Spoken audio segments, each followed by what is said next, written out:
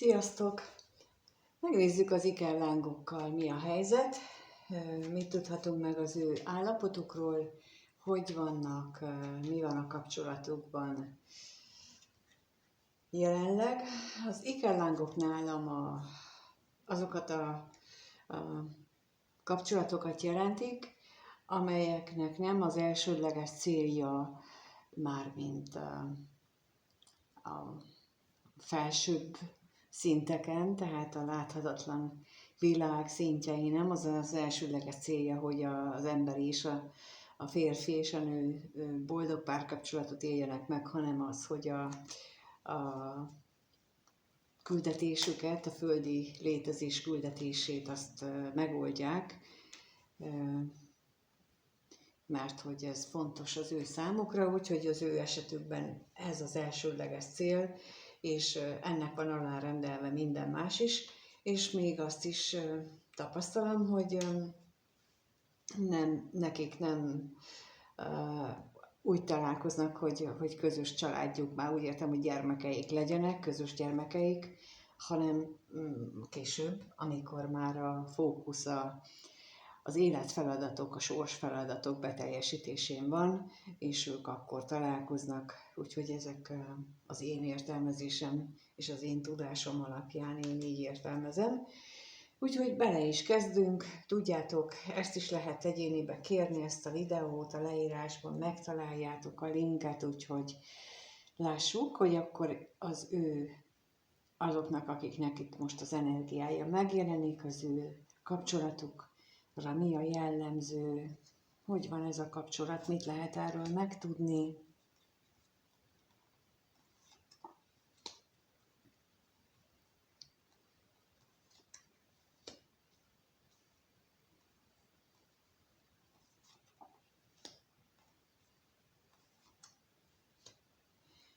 Elképzelhető, hogy pillanatnyilag valamelyikük nincs kibékülve a kapcsolat jelenlegi helyzetével, és bizony belekeveri a felsőbb hatalmakat is ebbe az ő vitájába, amit magában lefolytat. De ennek mindennek az az oka, hogy túlságosan ebben a dimenzióban, ebben a harmadik dimenzióban vannak, vagy van, ebben éli meg a létezést, és hát mondjuk úgy, hogy nincs benne elég hit. Nincsen benne hit, hogy a világ az több, mint az, amit itt nap mint nap a kezünkkel megfogunk, mint a levegőt belélegzünk. Csodálatos világ, de ettől több. És ebből van az a megélése, az a megtapasztalása, hogy a kettejük kapcsolata az probléma. És hogy az égiek azért ebben tehetnének már valamit, mert nagyon nagy benne a vágy, a szenvedély, és nagyon szeretné megélni a fizikai valóságban azokat a dolgokat, amire ő vágyik. És itt azt látom, hogy itt, mint ahogy mondtam, leginkább ez a probléma, hogy túlságosan röghöz kötött, ahogy ezt így magyarul mondjuk, tehát túlságosan az anyagban van. És akkor itt most a pénzre kérnék szépen, hogy az mit tudhatunk meg arról.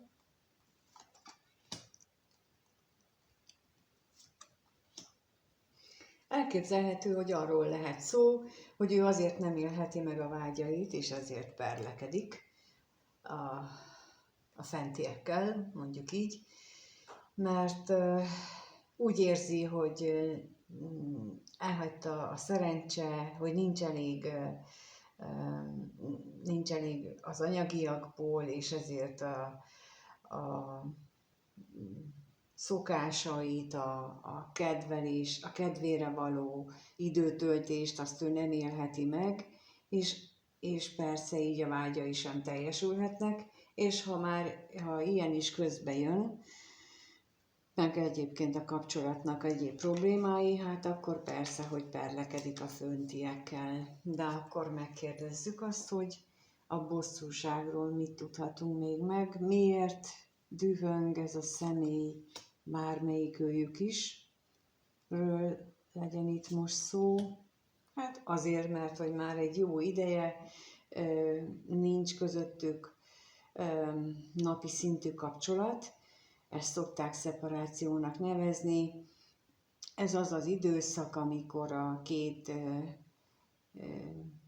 lelket külön választják egymástól. Persze a lelkeket hiába választják fizikailag külön, ők attól még kommunikálnak egymással, de a fizikai távolságok az bizony nagy problémát okoz, és azért választják külön őket, hogy befelé forduljanak, és ne egymással foglalkozzanak, és ne a másik személyre helyezzék a fókuszt, hanem magukra, mert, mint mondtam, itt az a kapcsolódásnak is a célja, hogy ők megcsinálják a saját sorsfeladatukat.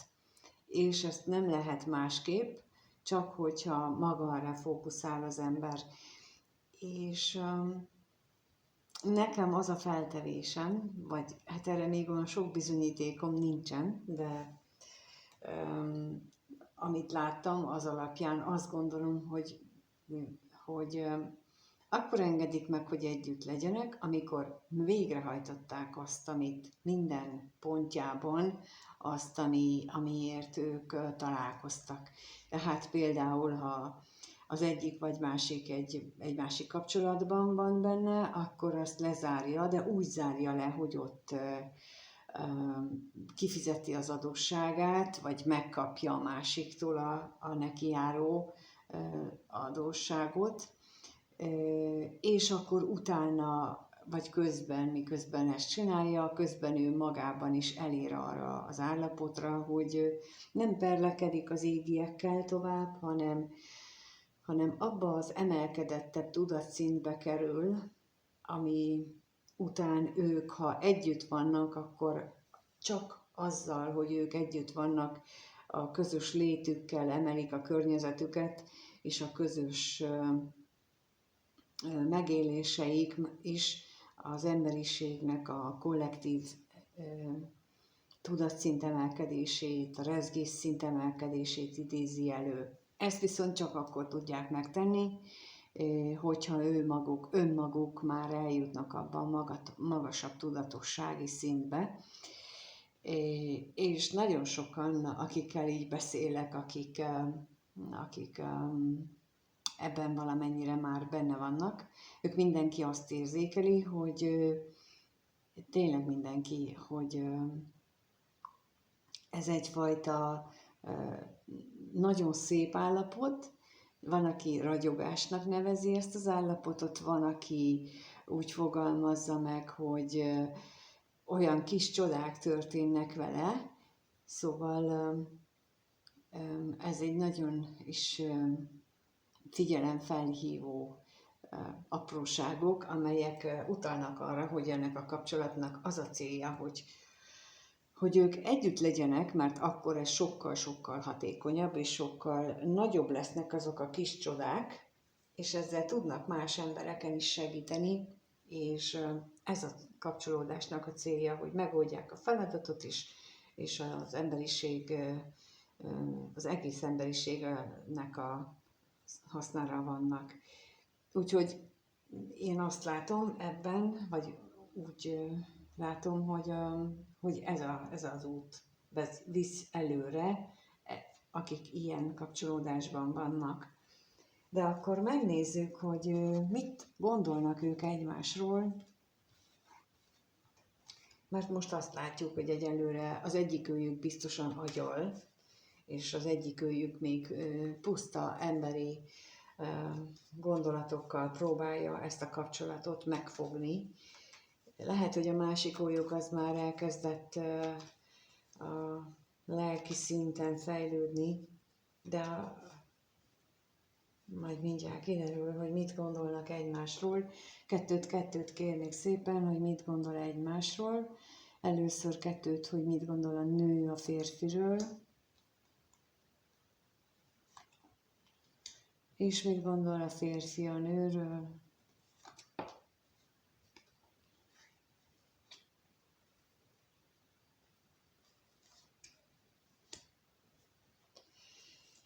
Hát a nő a férfiről azt gondolja, hogy nem képes a háttérbe szorítani azt a dolgait, amit korábban megélt, a férfi viszont bele van betegedve a hiányérzetbe, amit a másik, a társának a hiánya okoz benne, illetve abba, hogy mennyire vágyik az ikerlángjának a fizikai jelenlétére, vagy az együttlétükre. Szóval a női fél azt gondolja, hogy akkor most már tudjuk, hogy a férfi az, aki nem tudja maga mögött hagyni a lelki terheit, és akkor a tolvajra kérnék szépen.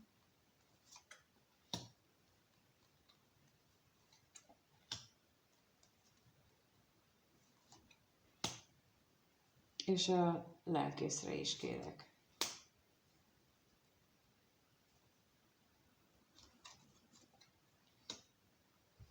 Annyira küzd, úgy gondolja a nő, hogy annyira küzd a férfi, hogy inkább belebetegszik, de nem akar változtatni.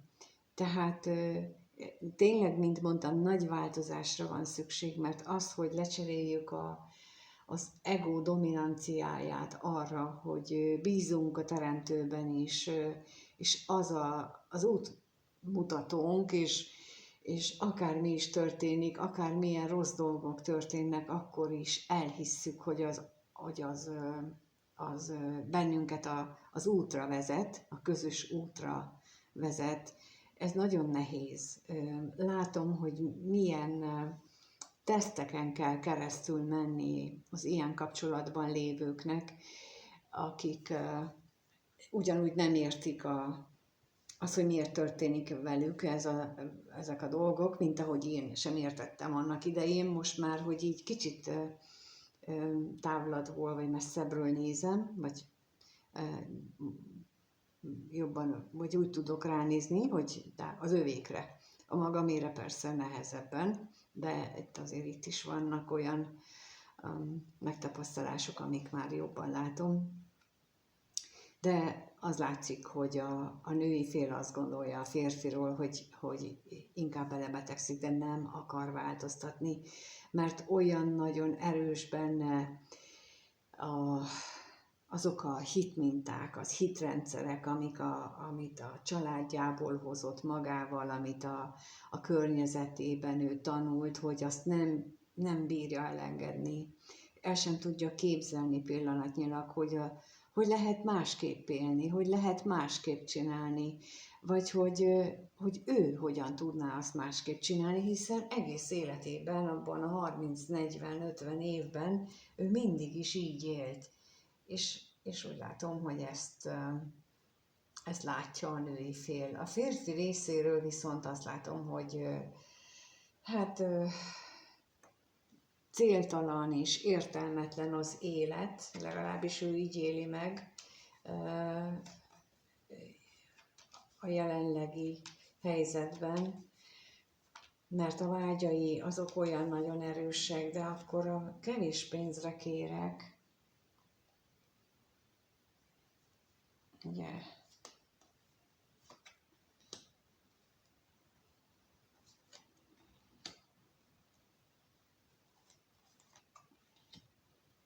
és a vágyra is kérek.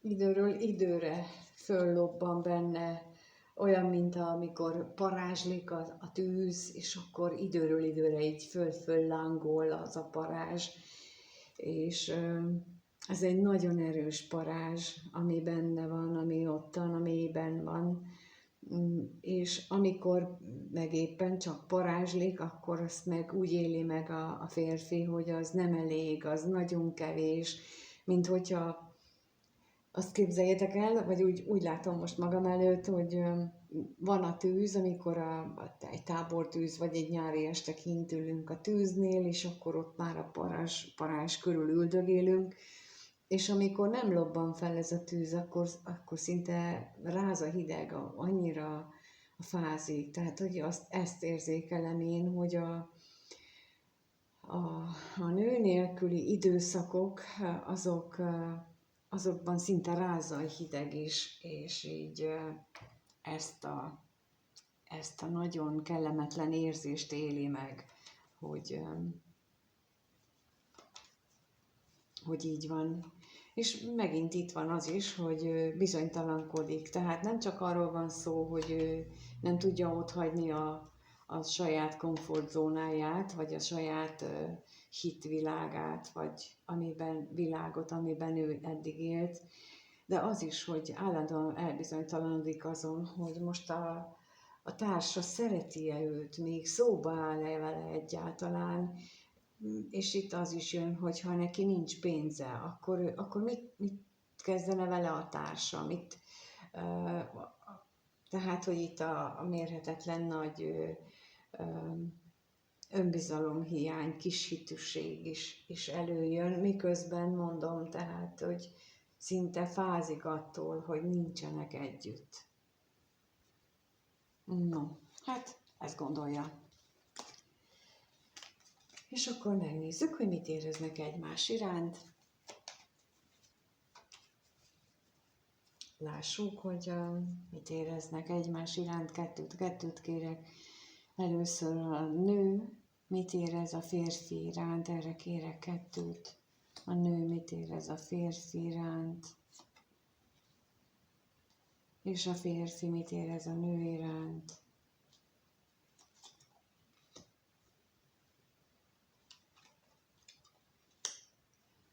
Hát azt látom, hogy a nőben semmi bizonytalanság nincsen, tehát ő határozottan tudja, hogy milyen kapcsolat ez, ő tudja, hogy miről szól ez az egész, és akkor a kevés pénzre kérek.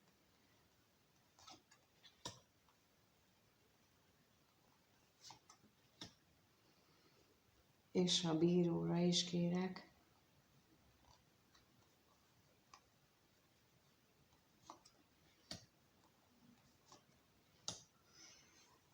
Hát azt is tudja, hogy a férfi viszont állandóan az anyagiakat nézi, ennek a 3D-s világnak az értékeire fókuszál, és tulajdonképpen azt is tudja, hogy ez a vágy, ami bennük van, az mennyire összeköti őket valójában, hogy milyen különleges is az ő életükben. És eközben pedig a férfi úgy éli meg az egészet, hogy neki óriási változáson kellene keresztül menni ahhoz, hogy ők együtt lehessenek, és akkor az állandóságra kérek. Mit kellene maga mögött hagyni, és a halálra.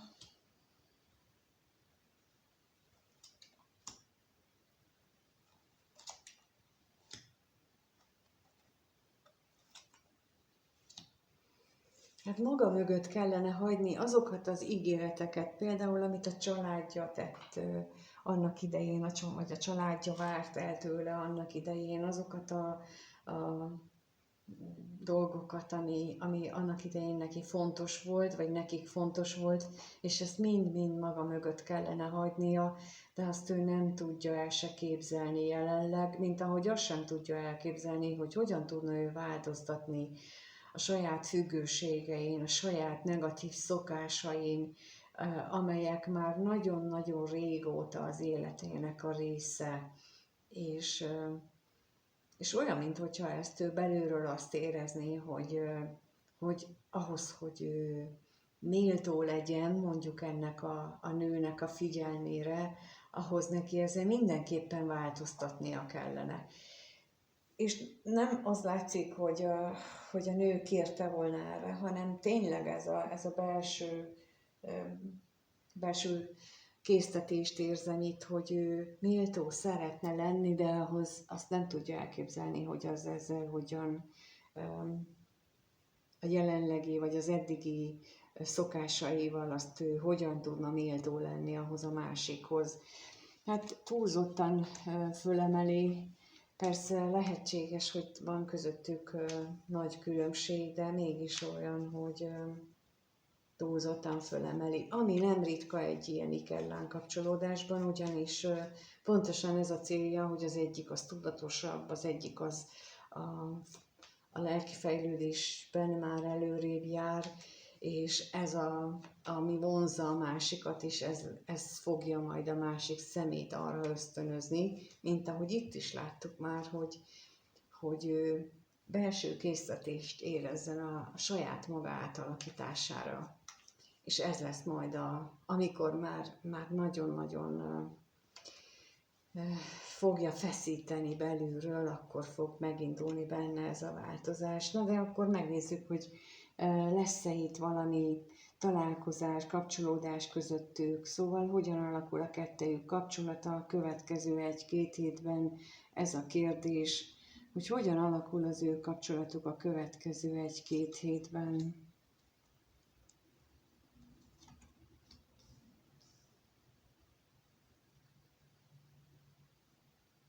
Hogyan alakul?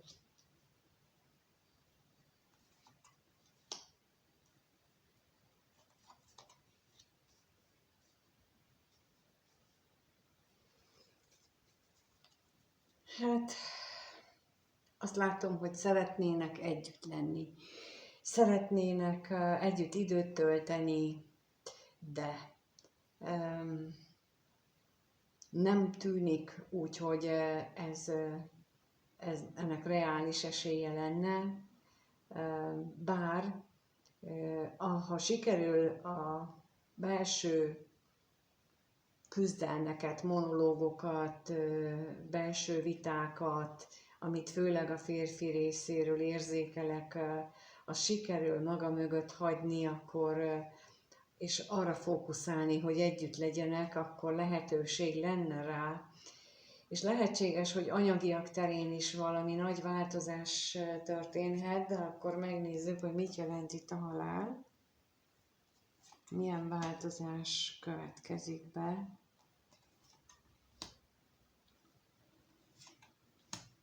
És akkor a kevés pénzre is kérek.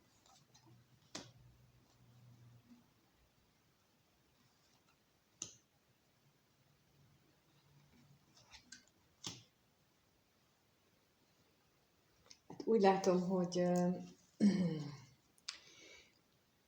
egyre inkább azt fogják érezni, hogy nem csak az, hogy vágynak-e arra, hogy együtt legyenek, hanem ez a szeretet, a szerelem, a vágy bennük, a testi-lelki vágy, az egyre erősödni fog, és nagy változáson megy keresztül, és hát lehetséges, hogy a jelenlegi távolságot azt megváltoztatja, tehát hogy nem lesz olyan sokáig a különlét, lehetséges, hogy rövidebb időszakonként, de időnként találkozni fognak, tehát nem úgy, hogy mit tudom én, egy fél évig nem látják egymást, vagy nem beszélnek, vagy egy évig, hanem lehetséges, hogy néhány havonta, mert hogy itt azt látom, hogy itt nagyon is erősödnek ezek a dolgok, és akkor még a veszteségre kérnek szépen.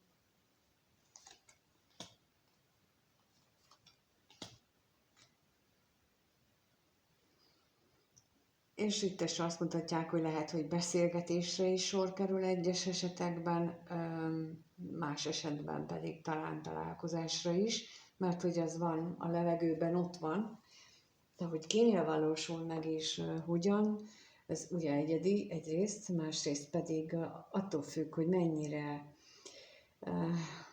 engedi meg a férfi magának. Itt most határozottan ez jön. Tehát amíg ő uralja az egójával, a gondolataival, az akaratával az életét, és nem engedi meg az energiák szabad áramlását, mert ő el sem tudja képzelni, hogy lehetne azt megvalósítani, de pontosan ez a lényeg egyik ellenkapcsolódásnak, hogy az ő kapcsolatuk, mármint az ő sorsfeladatuk, inkább így mondom, az olyan bonyolult és olyan nehéz, hogy azt emberi ésszel nem lehet megoldani. Az csak akkor kap, vagy lesz megoldása, ha képesek eljutni abba az állapotba, hogy mint amikor az ember már halálos beteg, és akkor azt mondja, hogy legyen meg a te akaratod, Uram. És mindegy, hogy mi történik, bármin keresztül megyek, és nem akarom én megmondani, hogy mi történjen.